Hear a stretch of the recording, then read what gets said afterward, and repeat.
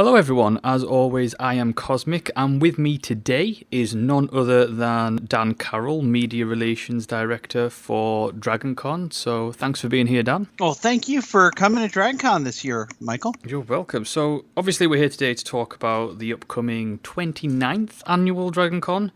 29th Dragoncon, yes. 29th. Exciting. So for people who don't know, or know very little about Dragoncon, can you tell us a little bit about what it is and a little bit about its history? Sure. Dragoncon, as we mentioned, 29 years old this year. Wow, it goes so fast, I can't keep up with it. In 1987, a group of Atlanta geek-related retailers, comic bookstore owners, game experts got together and came up with an idea that had not been tried before, which was to have a convention that would include gaming, science fiction, comic books, music, put it in a hotel instead of a convention center, and keep it running 24 hours a day. And the first Dragoncon had 1,700 people attending, and that was 1987, as I said. Fast forward, last year we had 65,000 attendees at Dragoncon. We had 35 individual fan tracks, and a fan track is programming and discussions or panels about Star Trek, about Star Wars, about Stargate. We have an entire hotel full of gaming, the Atlanta Hilton. It has digital gaming, board gaming, card gaming. We also have, in addition to that, 80 bands playing. We go 4 days, 24 hours a day. The fans start arriving 2 days early. And as I said, 5 four-star hotels, 65,000 people. We just explode in downtown Atlanta, and this year we've added something. With our vending, we also have vending. We have nine football fields, and I think that would be the same as a soccer pitch, maybe. Mm-hmm. 9 football fields of shopping. For geek stuff, geek equipment, clothing, and a couple of things that people out there in the geek community or gaming community know about Dragoncon is that we've become America's premier costuming event. Atlanta is a city known for its cosplay. Some of our guests this year include Yaya Han, from Heroes of Cosplay, who on Sci-Fi Channel, who has just taken costuming up to another notch, and we're just so happy to be host of this here in Atlanta. So many people coming in from around the world. Yeah, it is pretty crazy. I mean, the actual convention, it's one of the few rare conventions that almost take over a city, rather than just at one single convention center. Oh, sure, absolutely. And one of the things, the advantages of being in the hotel is that folks move in. You get most convention centers close in the evening, and people leave. And even if they're staying in a hotel, they leave. It's a completely different shift to the hotel situation. Whereas at Dragoncon, people just go up, take a shower, get changed, and come back and do something else. Our parties run all night long. And in some ways, Dragoncon's 2 different conventions. A daytime family-friendly convention, including a lot of panels. Did I mention we have 400 guests coming, including 100 celebrity guests in our Walk of Fame signing autographs? We have experts in space science. We have the stars of Battlestar Galactica. We have the stars of Arrow and many of the stars from TV show The Flash. So we have lots of different representation. So, I mean, with the size and the scope of the convention, does it pose almost a unique set of challenges when it comes to organizing something that big? It does indeed. It does. It poses a very unique set of challenges. And oh my gosh, I can't believe I just said the term very unique. I hope my children do not hear me because I yelled at them. Unique cannot be modified year after year.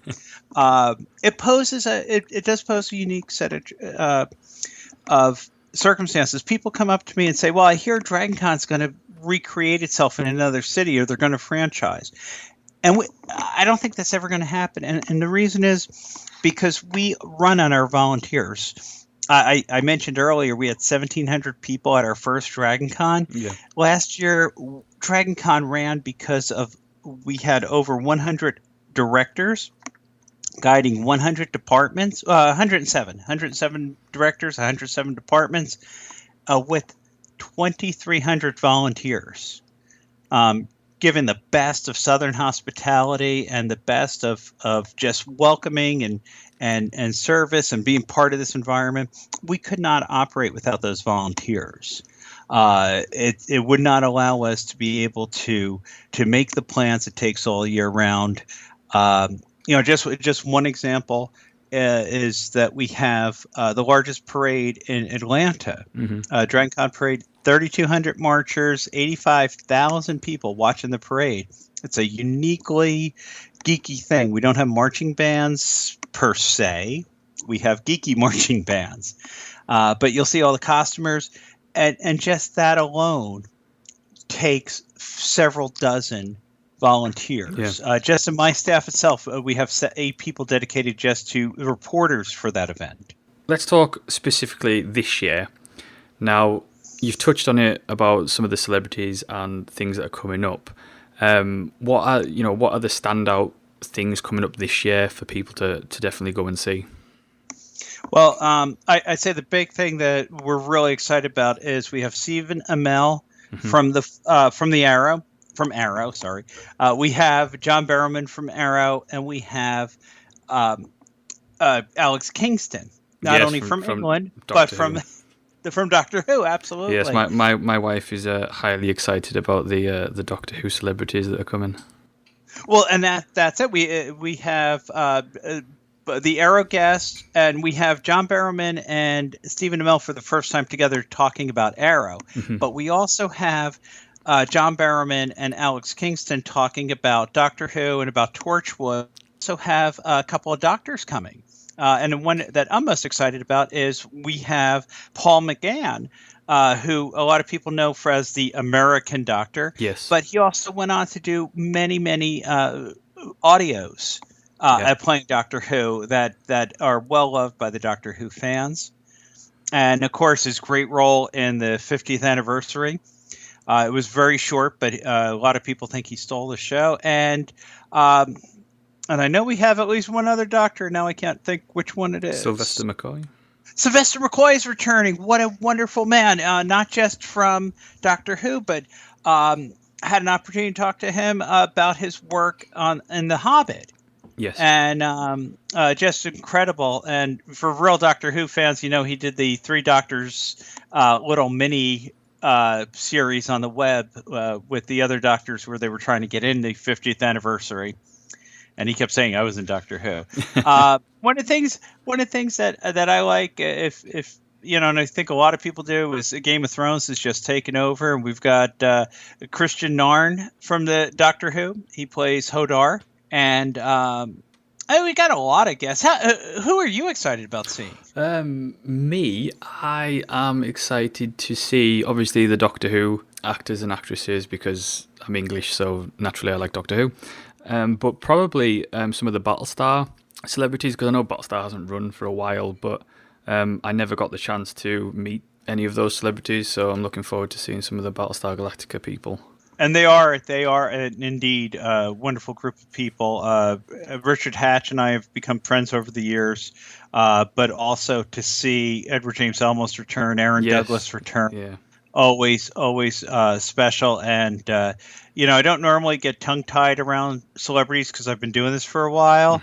But gosh, anytime I get to bump into Caprica 6. And this year, I have, he's been at Dragoncon before, but I have never gotten a chance to see Jamie Callis. So I'm actually a fan too.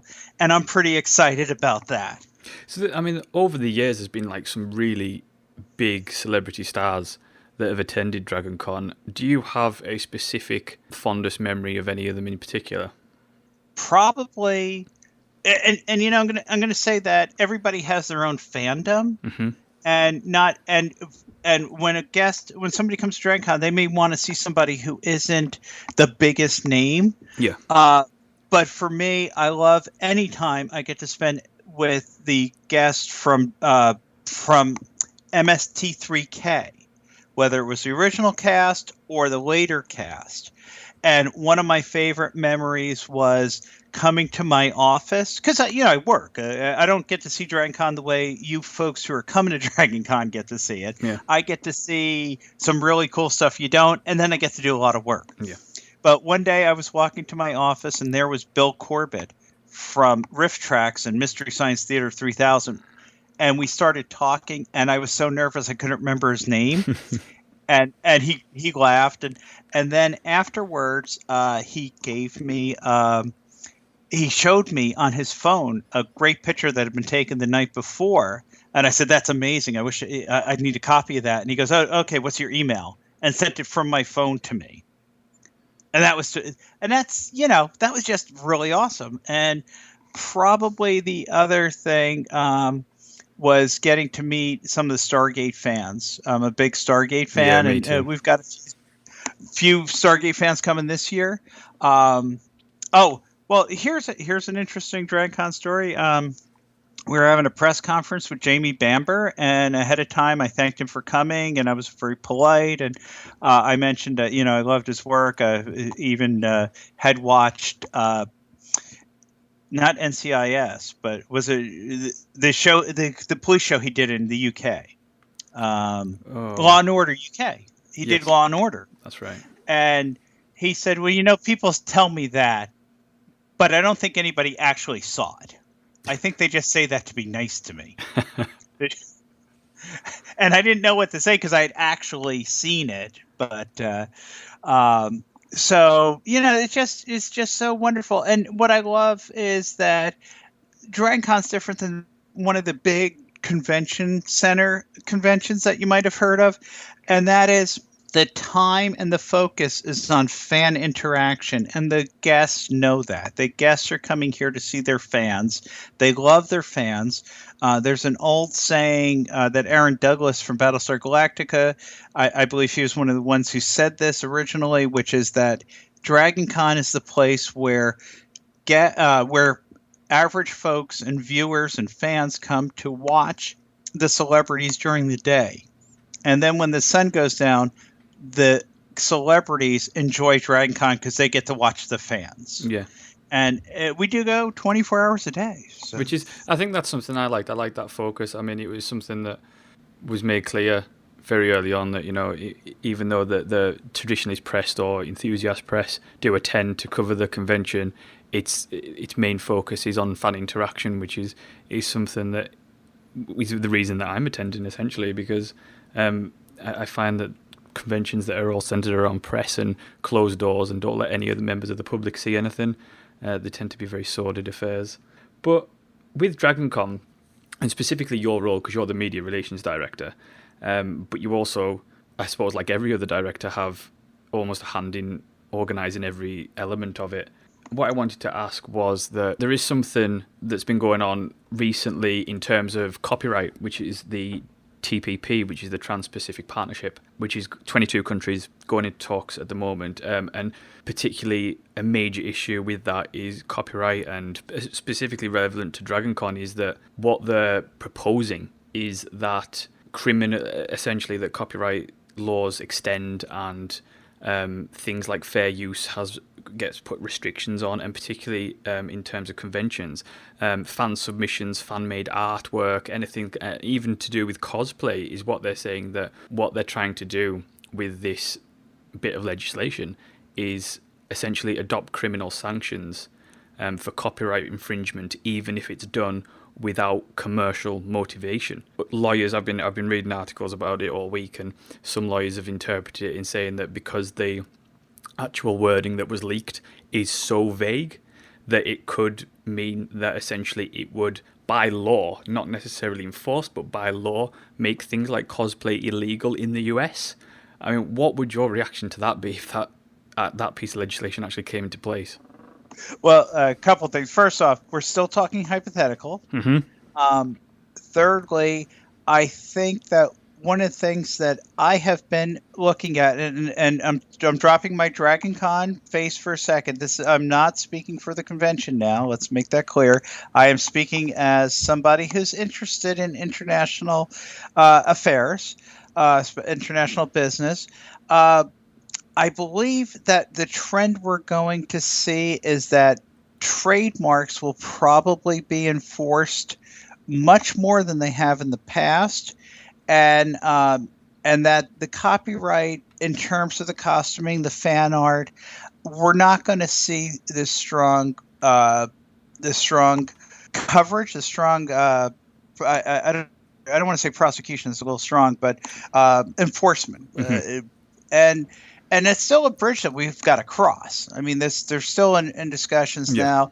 As a convention, I'm going to say whatever happens, we're going to be working with our legal team. And let me tell you something about our legal team. We try to make sure we're on the up and up in all things. And we also, I'm going to say, we have had our own issues with copyright and trademark infringement. Yep. So trademark infringement is something that we take very seriously, and we will protect the trademarks of folks to the fullest extent. It's a big convention, 65,000 people, a lot of customers out there. So we will deal with that when it happens. But our legal team, the one thing I'll say about our legal team is our legal team are also big geeks, and they lead our Dragoncon parade every year. Yeah. They do. I don't know if you've seen this, but it's drill, like military drill with briefcases. So when we are ready to address that, we will have responses. From now, we're just here to have fun. So going back to the convention and getting rid of all the worrying stuff. And it's a legitimate question. I want to let you know it's a legitimate question. Yeah, I mean, it's something that is creeping around, but it's not being necessarily addressed mainstream yet. I guess it will be if it does come to the tipping point. But with the convention, I wanted to, for people who've never been before, including myself, what are your kind of top tips for almost getting around, making sure that you see what you want to see, and in terms of navigation and things like that? Excellent. That's a great question. And the way you framed it, let me know that you're serious about having as much fun as possible. Yeah. First thing you do is about a week before the convention comes out, the full schedule comes out. Now, right now, you can go to the various tracks, and you can find this through dragoncon.org, the website. You can find your tracks and find what their schedules are now, but the big schedule will come out, consolidated schedule, just in about 10 days, halfway between now and the convention. And that gives you an opportunity to plan what you're going to do, make your decisions, make a giant chart, and then get to the convention and forget all about that. But keep your framework, keep your skeleton, know some of the things that you want to see, and make decisions ahead of time. Give yourself copious amounts of time to relax. Give yourself time to get from one hotel to the other, where it's in 5 hotels plus the America's Mart Convention Space. So that is 7, 1, 2, 3, 4, 5, 6, 7, 8 city blocks, basically. It covers total in a big giant C shape.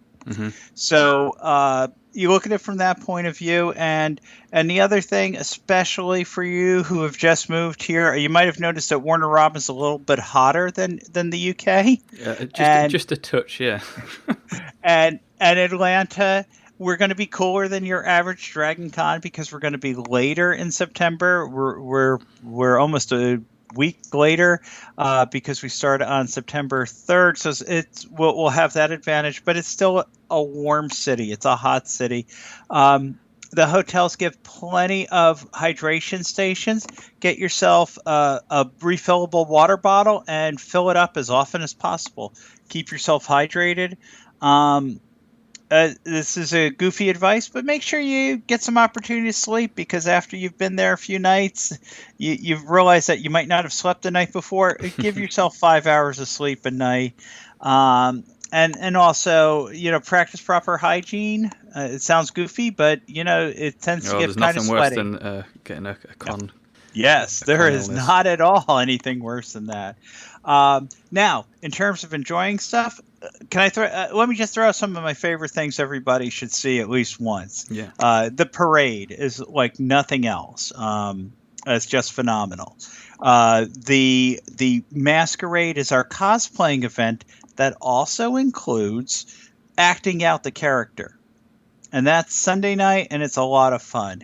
Um, we have professional wrestling. Now, I don't know if this is popular in England, but in America, it's very popular. I'm not a fan until I saw it at Dragoncon, and then I became a fan. 3,000 spectators watching professional wrestling and cheering and just having a blast.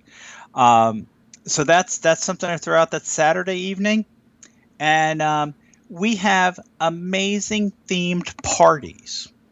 And for you, I'm going to invite you personally to the Heroes and Villains Ball, co-hosted by the Video Gaming Track. They've changed the name 3 times in the past 2 years, so it's easy for me to get confused. The Video Gaming Track and the British Media Track, and we call it the Brit Track. And they handle Doctor Who, they handle Monty Python, they handle anything British related that's obviously British. And the other track would be the gaming track, which handles video gaming. It used to be MMORPG, but they've encompassed all of the video gaming now. And between those two tracks, they put on one of the best parties at Dragoncon. There's another great party the next night, Steampunks. If you don't know what a steampunk is, you can enjoy the mechanical masquerade and see some incredible costuming. It's not cosplay because everybody's making up their own character, but it is definitely interesting fashion and creation. And Last Party on Alderaan is another party I go to. That is the Star Wars track, celebrating all night long until a million voices cry out and are suddenly silenced, and then the lights come on. It's time to leave. But it's a good party, and probably the one highlight, it's an additional charge, but we have cosplaying at the Georgia Aquarium, and that is just unbelievable. This is my first year going. I've never been able to make it before. I'm going this year, and it's going to be thrilling. Those are some of my highlights, and plus some practical advice. Plenty of fluids, electrolytes, and a lot of patience. And the other thing is, unless it's required for your costume, comfortable shoes. Absolutely find the most comfortable shoes you own. You don't have to be styling. Everything else will work out if you have comfortable shoes. So what I wanted to finish on was something that I actually didn't know, was that every year Dragoncon actually raises money for charity. Last year it was the Atlanta Food Bank, is that right? That is correct, yes. What is the charity this year? This year, the charity is lymphoma research. And the reason is quite personal to everyone at Dragoncon, especially those of us who are part of the communications team. Last year, we lost Nebula award-winning writer Yuji Foster, who was also my personal friend, and she ran the Dragoncon newspaper known as the Daily Dragon. And, we have a TV station at Dragoncon, and we have a newspaper. Yuji lost the battle this year, and it's very sad. But in honor of Yuji, and to make sure that we do what we can to make sure that other people have a better fight, we have chosen lymphoma research. We anticipate raising up to $100,000 this year, and then matching it with the $50,000 matching fund from Dragoncon Incorporated. Cool. Well, Dan, thank you so much for taking the time today. Is there anything you want to finish on? No, that's it, guys. There's Michael and I talked for a few minutes, but there's so much more. Go look at our website, dragoncon.org. Take a look at some of the videos out there. I'd recommend, if you've never seen Dragoncon, look at anything by Beatdown Boogie, good friends of the convention, on YouTube, and consider coming. There is hotel space available in Midtown through our partner hotels or overflow hotels. And membership is available now or online or at the door. Awesome. Well, thank you very much. Thank you, Michael. Look forward to seeing you. And that's all from me and Dan. Thank you so much for watching and listening. Do like, subscribe, and leave a comment. And if you are going to Dragoncon this year, don't be afraid to come and harass me at any time. And I'll see you next time.